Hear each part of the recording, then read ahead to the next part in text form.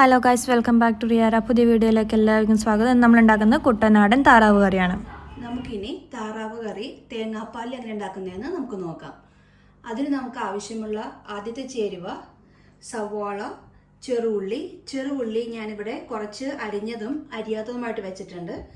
പിന്നീട് നമുക്ക് ആവശ്യമുള്ളത് പച്ചമുളക്, വെളുത്തുള്ളി, ഇഞ്ചി. പച്ചമുളക് ഞാൻ ഇത്തിരി കൂടുതൽ എടുത്തേക്കുന്നത്, കാരണം നമ്മൾ മുളക് പൊടി ഇടുന്നില്ല. അപ്പോൾ അതിന് ആവശ്യമായിട്ടുള്ള എരിവിന് വേണ്ടിയിട്ടാണ് ഞാൻ പച്ചമുളക് ഇത്തിരി കൂടുതൽ എടുത്തേക്കുന്നത്. പിന്നീട് നമുക്ക് ആവശ്യമുള്ളത് മസാലക്കൂട്ടുകളാണ്. അതിന് വേണ്ടിയിട്ട് മസാലയ്ക്ക് വേണ്ടിയിട്ട് ഗരം മസാലയും കുരുമുളക് പൊടിയും ഞാൻ എടുത്തിട്ടുണ്ട്.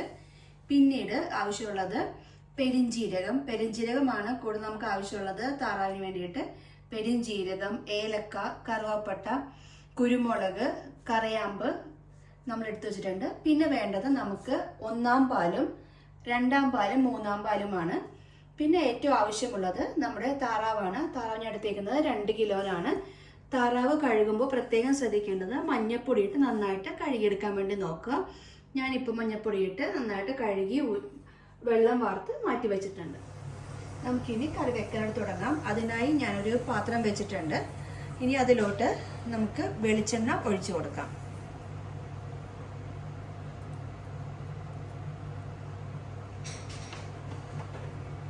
വെളിച്ചെണ്ണ ചൂടാകുന്നത് വരെ നമുക്ക് വെയിറ്റ് ചെയ്യാം. ഇപ്പോൾ പാത്രം നന്നായിട്ട് ചൂടായിട്ടുണ്ട്. അതിലേക്ക് നമ്മൾ എടുത്തു വെച്ചിരിക്കുന്ന പെരിഞ്ജീരകം, പട്ട, കറയാമ്പ്, തക്കോലം, കുരുമുളക് എല്ലാം ഇട്ട് കൊടുക്കാം. നമുക്ക് സ്വല്പം ചൂടാവുന്നത് വരെ ഇളക്കി കൊടുക്കാം. ഇപ്പം ഏകദേശം മസാലക്കൂട്ട് നന്നായിട്ട് ചൂടായിട്ടുണ്ട്. നമ്മൾക്കിനി അരിഞ്ഞ് വെച്ചേക്കുന്ന ചെറുള്ളിയും അരിയാത്ത ചെറുള്ളിയും അതിലേക്ക് ഇട്ട് കൊടുക്കാം.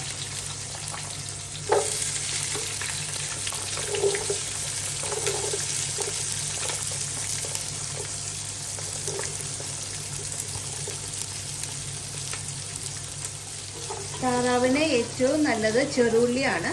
നമ്മൾ സവാള കുറച്ച് ഉപയോഗിക്കുകയുള്ളൂ, പക്ഷെ ചെറുള്ളി നന്നായിട്ട് ഇടാൻ വേണ്ടി നോക്കുക. അപ്പോൾ അതിന് കൂടുതൽ ടേസ്റ്റ് ഉണ്ടാവും.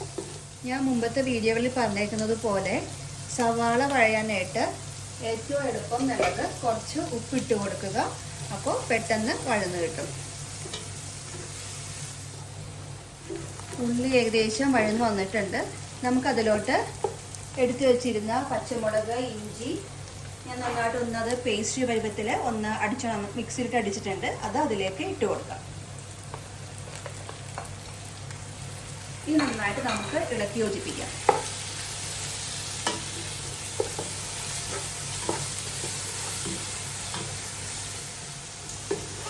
ഇനി നമുക്ക് ഇതിലോട്ട് ഞാൻ എടുത്തു വെച്ച സവാളയിൽ ഒരു പകുതി ഭാഗം സവാള എടുത്ത് ഞാൻ മിക്സിയിലിട്ട് ഒന്ന് പേസ്റ്റ് പരുവത്തിലാക്കിയിട്ടുണ്ട്.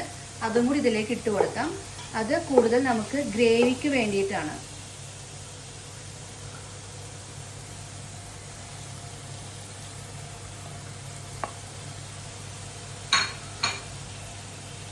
ഇനി നമുക്ക് എല്ലാം കൂടി ഒന്ന് ഇളക്കി യോജിപ്പിക്കാം.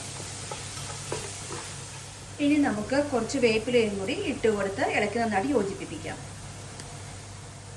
ഇപ്പം ഏകദേശം സവാളയും ഉള്ളിയും എല്ലാം നന്നായിട്ട് വഴന്നു വന്നിട്ടുണ്ട്. ഇനി നമുക്ക് കഴുകി വാരി വെച്ച താറാവ് അതിലേക്ക് ഇട്ട് കൊടുക്കാം.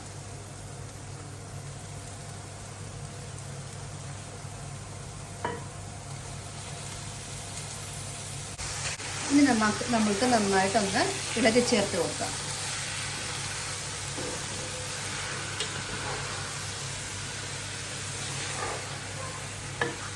നമുക്കിനി കുറച്ച് ഉപ്പിട്ട് കൊടുക്കാം.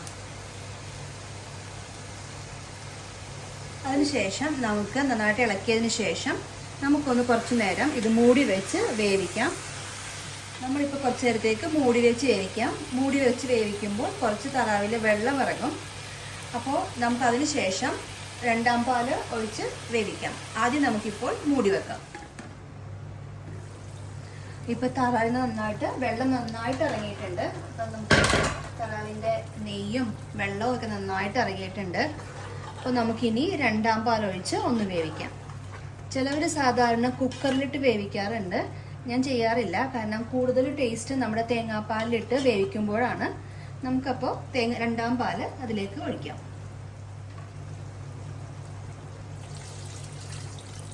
ഞാൻ കുറച്ച് പാലേ ഒഴിക്കുന്നുള്ളൂ, ബാക്കി നമുക്കത് മാറ്റി വെക്കാം. ഞാൻ ഏകദേശം നമ്മൾ അടിച്ചു വെച്ചിരിക്കുന്ന 2ാം പാലിൻ്റെ പകുതി പാലോളം ഒഴിച്ചു വെച്ചിട്ടുണ്ട്. നമുക്കിനി മൂടി വെക്കാം.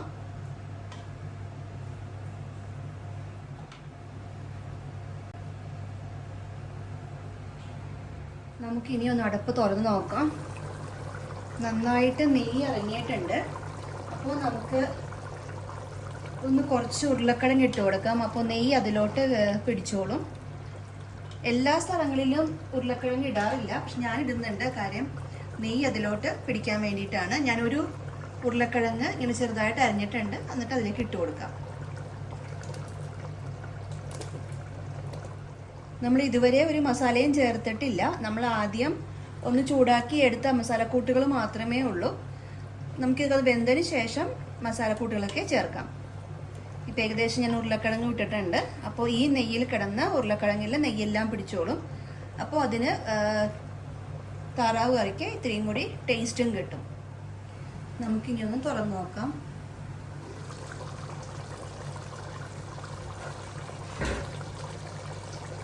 താറാവിൽ നല്ല വെള്ളമായിട്ടുണ്ട്. നമുക്കിനി പതുക്കി ഒന്ന് ഇളക്കി നോക്കാം. ഏകദേശം താറാവ് ഒരു 3/4 ഭാഗത്തോളം വെന്തിട്ടുണ്ട്. നമുക്കിനി അതിലോട്ട് ഇനി എടുത്തു വെച്ചിരിക്കുന്ന കുരുമുളകും ഗരം മസാലയും ഇട്ട് കൊടുക്കാം.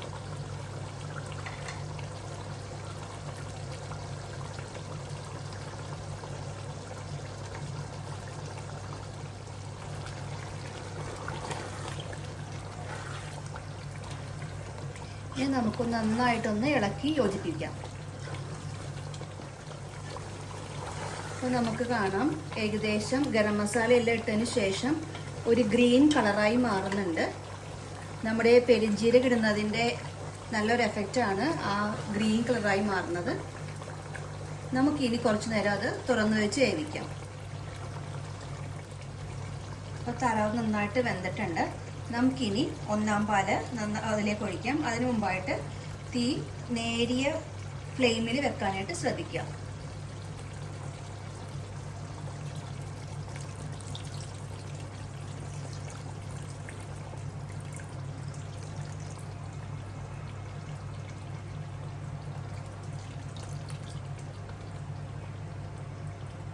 ഇനി പതുക്കി ഒന്ന് നമുക്ക് ഇളക്കി കൊടുക്കാം.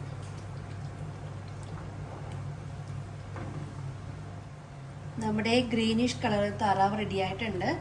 നമുക്കിനി തീ ഓഫ് ചെയ്യാം. എന്നിട്ട് നമുക്ക് ഫുഡ് സെർവ് ചെയ്യാം. അപ്പോൾ നിങ്ങൾക്ക് വീഡിയോ ഇഷ്ടമെങ്കിൽ ലൈക്ക് ചെയ്യുക, ഷെയർ ചെയ്യുക, കമൻറ്റ് ചെയ്യുക. See you soon. Bye.